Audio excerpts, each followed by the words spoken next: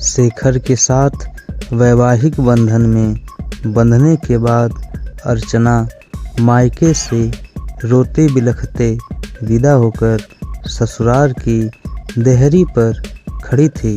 कभी घूंघट की ओर से शेखर को देखती तो कभी दरवाजे के अंदर देखने की कोशिश कर रही थी। अंदर से कुछ आवाज़ों को सुनने के सिवा वो कुछ भी समझ नहीं पा रही थी।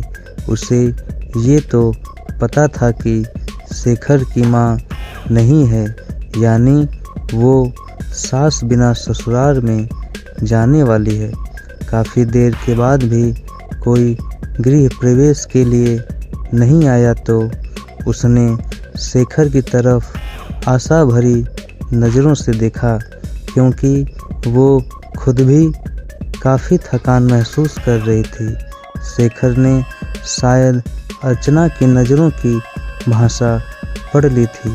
वो अपनी छोटी बहन को बुलाकर लाया और उसके कान में कुछ कहा। थोड़ी देर में बहन कुछ औरतों को साथ लेकर आई और अर्चना का गृह प्रवेश करवाया।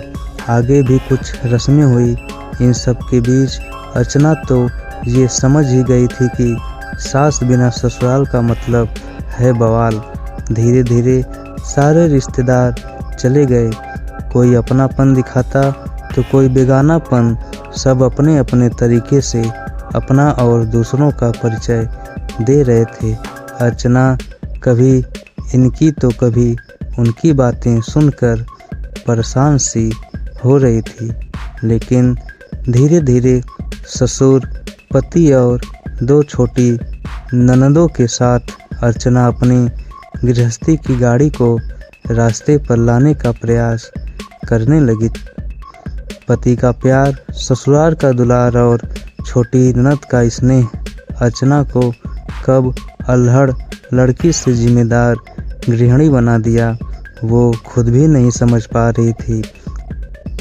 पर इन सब चीज़ों के बीच उसके दिल में एक चीज़ की कसक रहा करती थी कि उसकी भी सास होती।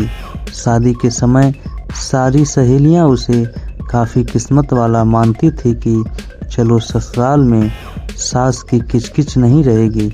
पर सच्चाई तो ये है कि जिस घर में सास ना हो उस घर में आने वाले सारे लोग सास ही बनने की कोशिश करते हैं।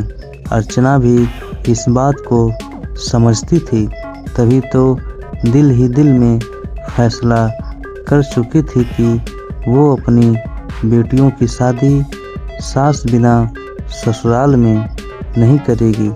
दोस्तों, कुछ रिश्ते नमक जैसे होते हैं। सास का भी रिश्ता कुछ इसी तरह का है। ससुराल का हर सुख बिन सास के फीका ही स्वाद देता है। ये कहावत भी सही है कि सास गले की फांस होती है जो ना निकली जाती है ना उगली जाती है, पर इनका रिश्ता काफ़ी खास होता है।